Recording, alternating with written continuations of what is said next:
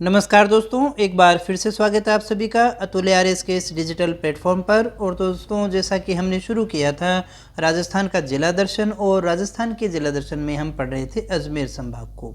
तो मेरे प्यारे दोस्तों, काफ़ी कुछ हमारा हो चुका है। 3 जो संभाग है हमारे, जयपुर, जोधपुर, सीकर हो गए हैं, और अजमेर भी लगभग हमारा अब जल्दी ही कंप्लीट होने वाला है। तो अजमेर संभाग के जो ज़िले हैं, हमने अजमेर, ब्यावर, केकड़ी, टोंक सभी अच्छे से डिस्कस कर लिए हैं। आज की इस वीडियो में हम नागौर डिस्ट्रिक्ट को डिस्कस करने वाले हैं। काफ़ी बड़ा संभाग है, 7 ज़िले इसमें हैं। ये थोड़ा बड़ा है, ये बाकी 2 तो थोड़े छोटे ही हैं, अभी नए बने हैं। इसलिए यहाँ देखिएगा, अजमेर संभाग की बात करें तो एक तो अजमेर है, दूसरा नागौर, तीसरा डेडवाना कुचामन, चौथा ब्यावर, 5वां केकड़ी, छठा टोंक और 7वां शाहपुरा। ये 7 ज़िले हमें यहाँ पर अच्छे से देखने हैं। बहुत इंपॉर्टेंट संभाग है, यहाँ से क्वेश्चन आने की संभावना भी ज़्यादा रहती है। तो चलिएगा, चलते हैं सीधा नागौर ज़िले पे। नागौर ज़िले का ये नक्शा आपको दिखाई दे रहा होगा, ये हमारा रह गया नागौर ज़िला। अजमेर संभाग का कौन सा ज़िला रह गया? नागौर ज़िला। तो यहाँ सबसे पहले हम बात करें कि इसके उपनाम कौन से हैं। उपनाम यानी किन और अन्य नामों से हम इसे जानते हैं, किसी न किसी विशेषता के कारण। दोस्तों, उपनाम का तात्पर्य होता है किसी में कोई विशेष चीज़ हमें दिखाई देती है तो उस हिसाब से हम उसका नाम रख देते हैं। जैसे जयपुर के अंदर क्या है, सभी बिल्डिंगें गुलाबी हैं, इसलिए हम उसको पिंक सिटी बोल देते हैं। और जैसलमेर में गोल्डन सिटी बोल देते हैं, क्योंकि वहाँ पर सभी सोने जैसे पीले पत्थर के मकान बने हुए हैं। तो इसी प्रकार से उपनाम होते हैं। यहाँ हम बात करें नागौर ज़िले की, तो नागौर ज़िले में धातु का काफ़ी काम होता है, इसलिए हम राजस्थान का धातु नगर अगर किसी को कहें तो वो कौन सा रह गया? नागौर ज़िला हमारा रह गया। नागौर को हम क्या कहते हैं? धातु नगर। इसके अलावा यहाँ औजार काफ़ी बनते हैं, लोहे के औजार बनते हैं, इसलिए हम इसे औजारों की नगरी भी कहा करते हैं दोस्तों। तो ये उपनाम हुए, आज के संदर्भ में होते हैं उपनाम। अगर हम प्राचीन नामों की बात करें तो ये विभिन्न कालों में विभिन्न नामों से जाना जाता रहा है, ऐतिहासिक दृष्टि से काफ़ी महत्वपूर्ण रहा है दोस्तों। प्राचीन नाम में अगर हम बात करें तो एक नाम हमारे पास में आता है नागपुर, इसे नागपुर कहा जाता था। और जब हम राजपूत काल पढ़ते हैं तो वहाँ पर आपको ये अहिछत्रपुर के रूप में देखने को मिलता है दोस्तों। इसके अलावा देखिएगा, अनंत गोचर के नाम से जाना जाता था। और महाभारत काल की अगर हम बात करें तो महाभारत काल में इसे जांगल प्रदेश के नाम से जाना जाता था। किस नाम से? जांगल प्रदेश के नाम से जाना जाता था। और चौहानों का जो काल था, चौहानों के काल में इसे सपादलक्ष के नाम से जाना जाता था दोस्तों। तो इसके प्राचीन नाम यहाँ क्वेश्चन बन सकता है। अहिछत्रपुर नागौर के लिए काम आता है, जिस समय की राजधानी भी हुआ करती थी सपादलक्ष की। यहाँ जो महाभारत काल है उस काल में इसे जांगल प्रदेश कहते थे। चौहानों के काल में हम इसे सपादलक्ष के नाम से भी जानते थे दोस्तों। तो ये तो हुए दोस्तों नाम से संबंधित। इसके अलावा अगर हम बात करें इसके संस्थापक की, तो इसका संस्थापक कौन रहा है, तो इसका सबसे पहले संस्थापकों के रूप में नाम आता है नागा राजपूत का। नागा राजपूत थे इसके संस्थापक। और किसके अनुसार? The imperial gazetteer of India 1908 के अनुसार जो है नागा राजपूत शासक जो हैं इसके संस्थापक माने जाते हैं। अब एक इम्पोर्टेंट बात, जहाँ से क्वेश्चन हमेशा पूछे जाते हैं, कितने जिलों से सीमा लगती है? 7 जिलों से सीमा लगती है। कौन कौन से हैं? चूरू है, और डीडवाना कुचामन है, अजमेर है, ब्यावर है, और जोधपुर ग्रामीण है, फलोदी है, और देखिए बीकानेर है। देखें सच में लगती भी है या नहीं लगती। तो नंबर 1 की बात हमने की थी, चूरू जिले की सीमा यहाँ से लगती है। ये वाली सीमा, इतनी सीमा, ये देखिए ये सीमा इसके साथ में लगती है। और उसके बाद में देखिएगा, जब हम बात करें दूसरी, तो दूसरी सीमा लगती है डीडवाना कुचामन से। ये इतनी लंबी सीमा, काफ़ी लंबी सीमा है ये, और डीडवाना कुचामन से लगती है। उसके बाद में यहाँ देखिएगा, ये जो हिस्सा रह गया हमारा, ये किसके साथ में लगता है? तीसरे ज़िले अजमेर के साथ में। ये जो हिस्सा हमारा इतना रह गया, ये चौथे ज़िले के रूप में ब्यावर से लगती है। और ये हमारी सीमा रह गई जोधपुर ग्रामीण की, ये 5वीं सीमा है, इसके साथ में लगता है। एक छठा ज़िला हमारा फलोदी, यहाँ से लेकर यहाँ तक हो गया। और फिर हमारा एक ज़िला रह गया बीकानेर ज़िला। ये हमारा कौन सा ज़िला रह गया? 7वां ज़िला रह गया। तो इस प्रकार से हम देखें 7 ज़िलों की सीमाएं जो हैं वो इसके साथ में लगती है। कौन कौन सी? चूरू है, और डीडवाना कुचामन है, अजमेर है, ब्यावर है, जोधपुर ग्रामीण है, फलोदी है और बीकानेर है दोस्तों। अब हम बात करें कि इसकी आकृति लगभग वृत्ताकार है दोस्तों। कौन सी है? वृत्ताकार। देखो लगभग हम ऐसा कह सकते हैं कि इसकी आकृति कैसी है? वृत्ताकार है, यानी एक गोले के समान है। बिल्कुल पूरी तरह से तो नहीं है, थोड़ा सा गोला इधर, अगर ये वाली जगह हम उठा के यहाँ डाल दें तो पूरा ही गोला बन जाता है। पूछा जा सकता है, कई बार ऐसे क्वेश्चन भी उटपटांग क्वेश्चन बोलते हैं, इनको पूछ लेता है। अगर हम भौतिक दृष्टि से देखें, भौतिक विशेषताओं के आधार पर, तो ये जो हमारे भारत का थार का मरुस्थल है ना, थार के मरुस्थल का ही भाग आता है, लेकिन इसका 3/4 भाग जो है वो अर्ध मरुस्थलीय है, ये पूरी तरह से मरुस्थलीय नहीं है। हालांकि ये थार के मरुस्थल का भाग है, लेकिन ये पूरी तरह से देखिएगा मरुस्थल नहीं है। इसका 3/4 भाग अर्ध मरुस्थलीय है। इसमें काफ़ी स्थानों पर आपको पहाड़ियाँ भी देखने को मिल जाएगी। आगे देखेंगे कौन कौन सी पहाड़ियाँ यहाँ पर होती हैं।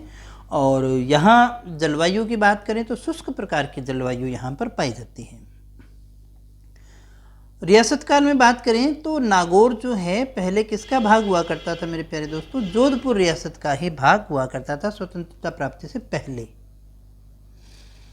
इसके बाद में देखिएगा चौहान वंश के संस्थापक थे वासुदेव। आई होप ये चीज़ आपको याद होगी। चौहान वंश के संस्थापक थे वासुदेव, और इनकी प्रारंभिक राजधानी जो है वो कौन सी हुआ करती थी? अहिछत्रपुर। यही अभी हमने बात भी की थी। फसलों की बात करें, तिल याद रखिएगा। तिल सबसे ज़्यादा कहाँ होता है? नागौर में तिल का उत्पादन होता है। हरी मेथी, पान मेथी, कसूरी मेथी, ये सभी एक जैसे से ही नाम है। कसूरी मेथी, इन सभी का उत्पादन जो है वो नागौर में ही होता है। कड़ी वगैरह में आपने इसका यूज़ किया होगा, तो ये खुशबूदार होती है, इसलिए इसका उपयोग किया जाता है। तो ये नागौर से होती है। इसके अलावा धातु की बात करें तो टंगस्टन धातु या खनिज जो है, इसका सर्वाधिक उत्पादन भी कहाँ से होता है दोस्तों? नागौर से ही होता है। और टंगस्टन की जो भारत की सबसे बड़ी खान है वो कौन सी है? वो हमारी रह गई डेगाना। इसके बाद में नागौर का एक और स्थान काफ़ी इम्पोर्टेंट है लोक देवता के लिए, पीपासर। पीपासर देखिए बिश्नोई संप्रदाय के जो प्रमुख देवता हैं, संस्थापक हम कह सकते हैं, जाम्बोजी हैं। और जाम्बोजी का जो जन्म स्थान रहा है वही कौन सा है? पीपासर है। इसके अलावा यहीं का एक और स्थान है रोटू। रोटू नागौर में ही है, और यहाँ देखिएगा जाम्बोजी का सत्संग स्थल है जहाँ वो सत्संग किया करते थे दोस्तों। तो एक जो लोक देवता यहाँ पर काफ़ी प्रसिद्ध लोक देवता है, जाम्बोजी आगे। दूसरे लोक देवता देखिएगा कौन से आगे? तेजाजी लोक देवता भी यहाँ पर आगे। तेजाजी का जन्म स्थल खड़नाल, जिसको कई जगह आपको खड़नाल्या लिखा हुआ भी मिल जाएगा, ये भी कहाँ है? नागौर में ही है। तो दूसरे जो देवता हैं वो कौन से रह गए हमारे? दूसरे देवता को भी मैं यहाँ लिख देता हूँ। दूसरे हैं तेजाजी। दो लोक देवताओं का जन्म स्थल है दोस्तों, कौन सा? नागौर। इसके बाद में गोटन जो है ये नाम जाना जाता था सफ़ेद सीमेंट के कारखाने के लिए। और पहले ये क्वेश्चन बहुत आता था कि सफ़ेद सीमेंट का कारखाना कहाँ है, कहाँ है। आज उसका पूछे तो वैसे कोई औचित्य नहीं रह जाता, क्योंकि ये उस समय जब लगा था ये पहला कारखाना हुआ करता था और काफ़ी लंबे समय तक एक ही रहा, इसलिए जो है गोटन सफ़ेद सीमेंट के लिए जाना जाता है। एक और इम्पोर्टेंट बात परिवहन की दृष्टि से हम देखें तो रेल बस, यहाँ ध्यान दीजिएगा, हम किसकी बात करें? रेल बस की। और वो भी कौन सी? भारत की जो पहली रेल बस सेवा है वो मेड़ता यानी मेड़ता सिटी से मेड़ता रोड के मध्य शुरू की गई थी दोस्तों। यानी एक ही डब्बा गाड़ी का आप देखेंगे, दोनों तरफ इंजन होता है, किधर भी वो जा सकता है अपने हिसाब से। तो 12 अक्टूबर 1994 को जो है ये मेड़ता शहर से मेड़ता रोड के मध्य शुरू की गई थी। अब एक हमारे भारतीय संविधान की कहें और राजनीति की कहें, लोकतांत्रिक विकेंद्रीकरण की कहें, तो सबसे बड़ी जो बात थी पंचायती राज। तो नागौर पंचायती राज के लिए बहुत ही महत्वपूर्ण है, क्योंकि 2 अक्टूबर 1959 को बगदरी नागौर का वो गांव है जहां से जवाहरलाल नेहरू उस समय के प्रधानमंत्री हुआ करते थे, उन्होंने पंचायती राज की शुरुआत की थी दोस्तों। तो पंचायती राज की शुरुआत भी कहाँ से हुई है? बगदरी नागौर से ही हुई है। कुछ ऐतिहासिक युद्ध भी यहाँ पर हुए हैं। साहिबा या पाहेबा का युद्ध जो राव मालदेव और राव जेतसी के मध्य हुआ था 1541-42 के मध्य।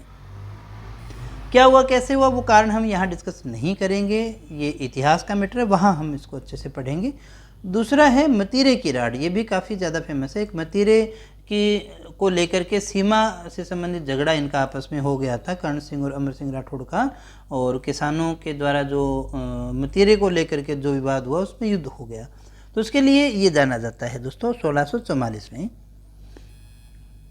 फिर एक बहुत ही इंपॉर्टेंट स्थान है नागौर का खींवसर। खींवसर में क्या है, एक तो खींवसर का किला है, और खींवसर वो स्थान है जहाँ महावीर स्वामी ने चातुर्मास 4 माह का समय बिताया था, और ये वो स्थान भी है जहाँ पर मुगल सम्राट औरंगजेब भी ठहरे हुए थे दोस्तों। एक महोत्सव भी यहाँ मनाया जाता है, मीरा महोत्सव। ये कहाँ होता है, मेड़ता में होता है, नागौर के मेड़ता सिटी में। गोठ मांगलोद नागौर का स्थान है, यहाँ एक बहुत ही फेमस मंदिर है दधिमती माता का मंदिर, और ये प्रतिहार कालीन है, गुर्जर प्रतिहार जो हुआ करते थे, और महामारू शैली का ये एक प्रसिद्ध मंदिर रह जाता है दोस्तों। मेड़ता नागौर के अंदर ही एक और मंदिर है जिसका नाम है चार भुजानाथ का मंदिर। इसकी जो स्थापना है वो राव दुदा के द्वारा की गई थी दोस्तों। मेड़ता में एक और मंदिर है भंवाल माता का मंदिर, बहुत इंपॉर्टेंट है ये भी, भंवाल गांव में लगता है। नवरात्रा जब आता है उसमें शायद 7वें 8वें नवरात्रे को, 8वां है शायद, देख लीजिएगा उसको, मेरे तो 8वां ही याद है, 8वें नवरात्रे के आसपास जो है वो इसका मेला भरता है दोस्तों। कब भरता है, अगर आपको मिले तो फिर उसका कमेंट कर दीजिएगा भाई दोस्तों। संत काजी हमीदुद्दीन नागौरी की दरगाह, ये भी कहाँ है, नागौर में ही है। हरिराम बाबा का एक मंदिर है झोरड़ा गांव नागौर के अंदर, ये भी काफ़ी फेमस स्थान रह जाता है। पशु मेले के लिए नागौर बहुत ज़्यादा जाना जाता है, क्योंकि सर्वाधिक पशु मेले दोस्तों लगते ही नागौर में है। मालासर गांव है नागौर का, जहां रामदेव पशु मेला लगता है दोस्तों। नागौर दुर्ग जो बना हुआ है राजपूत शैली और मुगल शैली, इन दोनों से मिलकर के बना हुआ दुर्ग है नागौर दुर्ग। और ये यहाँ देखिएगा अमर सिंह राठौड़ की छतरी कहाँ है, नागौर में है। नागौर से गहरा संबंध अगर कहें, राज शासक तो अमर सिंह राठौड़ थे, तो अमर सिंह राठौड़ की छतरी कहाँ है, नागौर में है। हस्त औजारों के लिए, अभी हमने कहा ना, औजारों, हाथ से बने औजारों के लिए जाना जाता है नागौर। रोटू जो है, हमने कहा था सत्संग स्थल भी था जाम्बोजी का, तो रोटू एक संरक्षित क्षेत्र भी है शिकार के लिए। ये 2012 में बनाया गया था। क्षेत्रफल की दृष्टि से सबसे छोटा संरक्षित क्षेत्र माना जाता है। नागौर का एक गांव है वरुण गांव, और वरुण गांव बहुत ही फेमस है, किसके लिए, बकरियों के लिए जाना जाता है दोस्तों। मीराबाई का लालन पालन जो है वो भी कहाँ हुआ था दोस्तों, मेड़ता सिटी में ही हुआ था, ये भी इम्पोर्टेंट है। कुराड़ा गांव नागौर का कुराड़ा गांव, अगर पूछा जाए कि कुराड़ा गांव इम्पोर्टेंट है या कुराड़ा गांव का संबंध निम्न में से किस चीज़ के साथ में है, तो ये एक प्राचीन स्थल है और ये पुरातात्विक स्थल है। ताम्र पाषाण कालीन सभ्यता के अवशेष हमें यहाँ पर मिलते हैं दोस्तों।